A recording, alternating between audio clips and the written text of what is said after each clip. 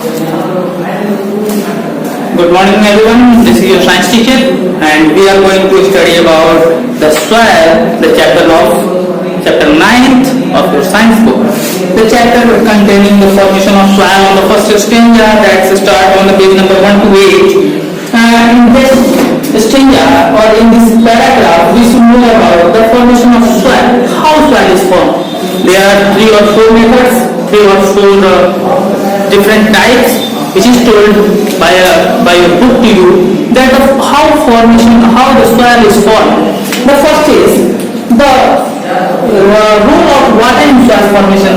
Let us know first, if you assume this is a rock at ancient era before millions years ago, you can see that there is nothing but rocks everywhere on the earth's surface. And when it starts raining, you can see the raining water just starts to cut it like this, and it starts draining from here like this, and from particles, so teeny particles are formed, and the teeny particles created a format known as soil. शुरू में जब बारिश की बूंदें यहाँ पड़ी तो कभी भी जब आप देखेंगे कि बारिश की बूंदें तो पड़ रही होगी तो वहां से लेयर एक हट जाता है, एक सरफेस हट जाता है, तो रॉक्स पे भी जब ऊपर से ये ड्रॉपलेट्स गिरने लगी तो वो ऊपर से इसको छरित करती है, इसको काटती गई और काट के टीनी पार्टिकल्स में फॉर्म कर दिया, और वो टीनी पार्टिकल्स आगे इकट्ठा होने लगा, नीचे इकट्ठा होने लगा, और यहाँ से फॉर्मेशन हुआ सॉइल का, और this is soil. So teeny particles is this. Sometimes when just imagine there is a crack like this,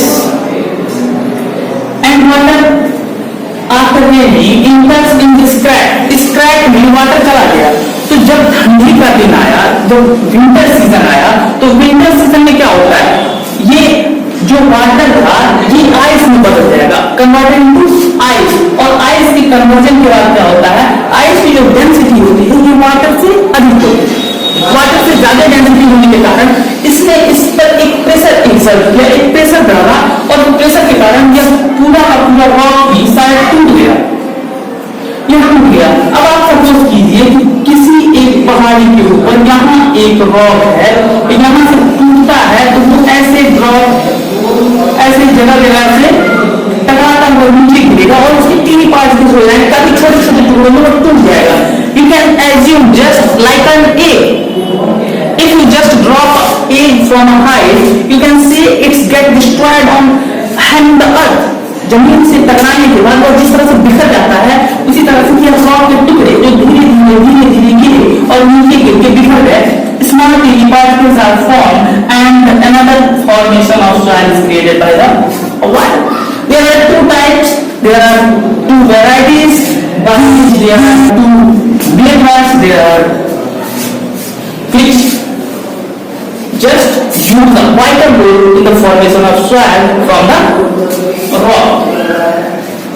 The second thing is the formation of soil is created by crumbling or weathering of soils. You can see there are minerals associated with the rocks. Minerals like ferrous, cobalt, nickel, type minerals are there. After raining or after so many causes, it gets rusted. Ferrous gets rusted.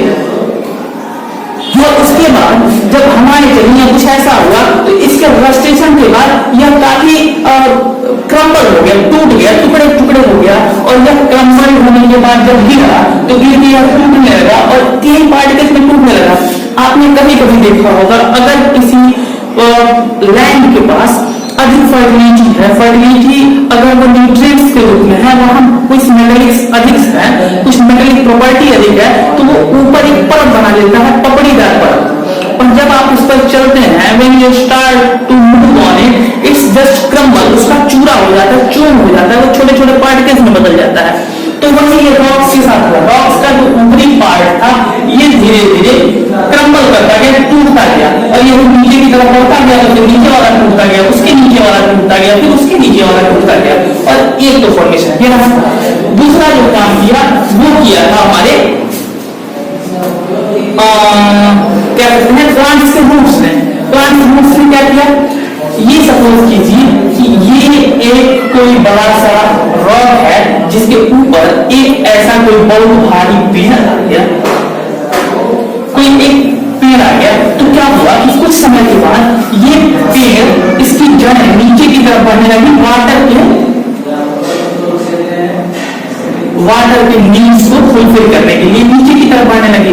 तो जब भी आप कहीं भीड़ में जाते हैं ना, तो क्या होता है, आपको आगे जाने की जगह नहीं होती, तो आप लोगों के बीच जगह बनाते हैं ना, अंदर से जाते हैं। उसी तरह से यहाँ से रॉक्स के अंदर जाने की जगह नहीं थी, तो इस पेड़ ने इस रॉक्स को अलग अलग तोड़ दिया और यहाँ से जगह बना दिया अंदर जाने के लिए। अब जब तोड़ दिया तो ये गिर गया, और गिरने के बाद अब ये जब वहां से गिरा तो गिर के ये टूट गया, और पेड़ भी ऐसे कुछ करके जमीन पे आके गिर गया, ऐसे गिर गया। और जब ये गिरा तो इसने भी इसको तोड़ दिया, क्रम्बल कर दिया, 3 पार्ट्स को इसमें कन्वर्ट कर दिया। ओके डियर, तो ये था आपका page number 128 and 129। In 129 there is a given reason of life teeming of soil। तो कभी कभी क्या होता है ना, soil जो है, soil provide us our necessities, हमारी जरूरतों की कंप्लीटेशन के लिए, हमारी नेसेसिटीज को फुलफिल करने के लिए वो हमें एक्सैक्ट इन्वायरमेंट क्रिएट करता है। कुछ जीने के लिए यह घर भी होता है, वो वही अर्थ के ऊपरी सरफेस को चाट के यानी उसी का फूड के रूप में लेते हैं, वही अपना घर बना लेते हैं। यानी अर्थ का जो अपर सरफेस है वो कुछ लाइफ्स के लिए टीमिंग के काम करते हैं, कुछ लाइफ्स के लिए exact behaviour, exact environment create करके देते हैं उनको जीवन के लिए। Okay, the next thing is soil profile।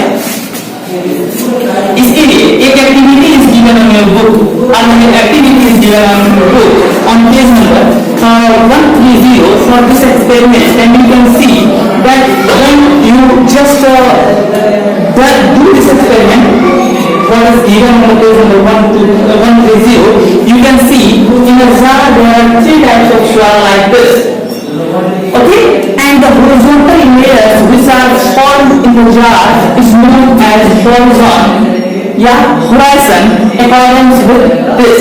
The first layer is known as A horizon, the second is B horizon, or the third one is C horizon.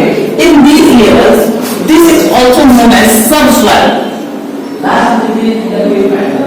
Very fine particles are there, the smallest particle. A smallest particles are present here. This is known as A horizon is known as topsoil, B horizon is subsoil. It is rich in humus also. Subsoil contains the smaller particles but greater than topsoil, ठीक है। And the third has the greatest big particles,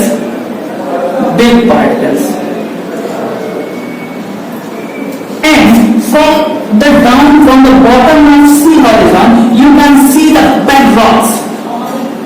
Now you can ask, what is bedrocks? Simply a bed which is formed by rocks. इसके नीचे डिग करना, इसके नीचे खोदना काफी मुश्किल होता है।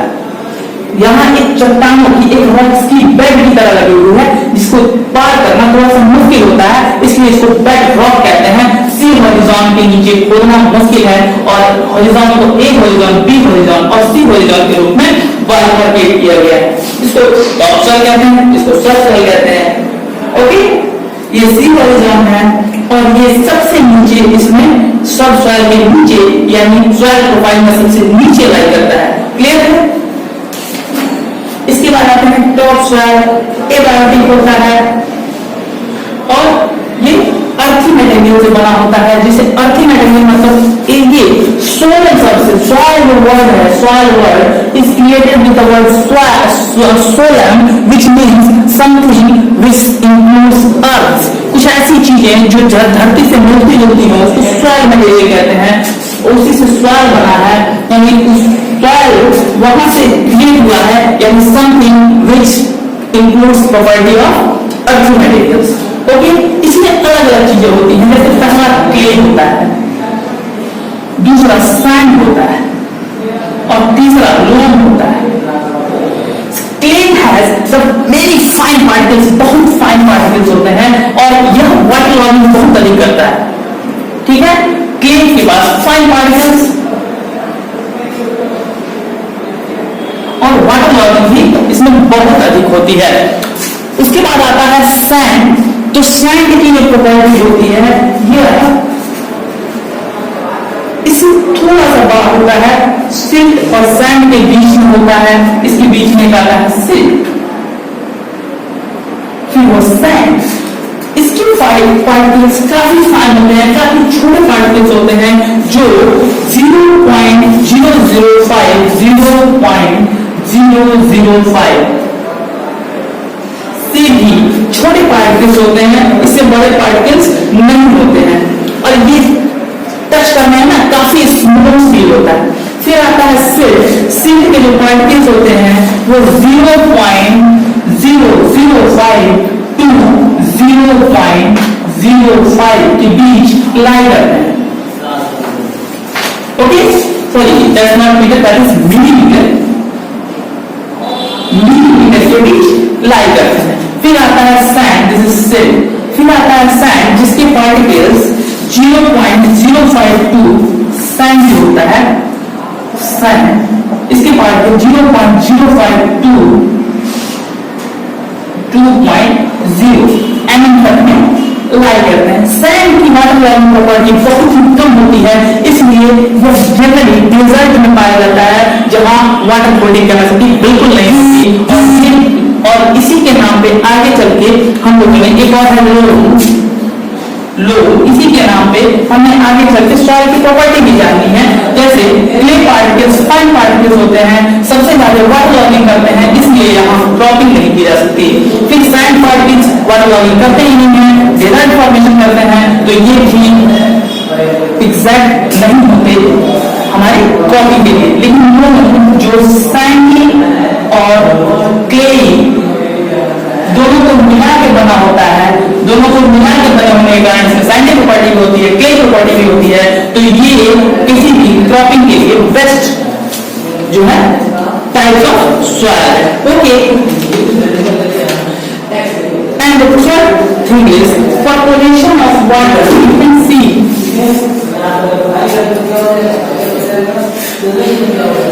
सपोज करो कि आपने किसी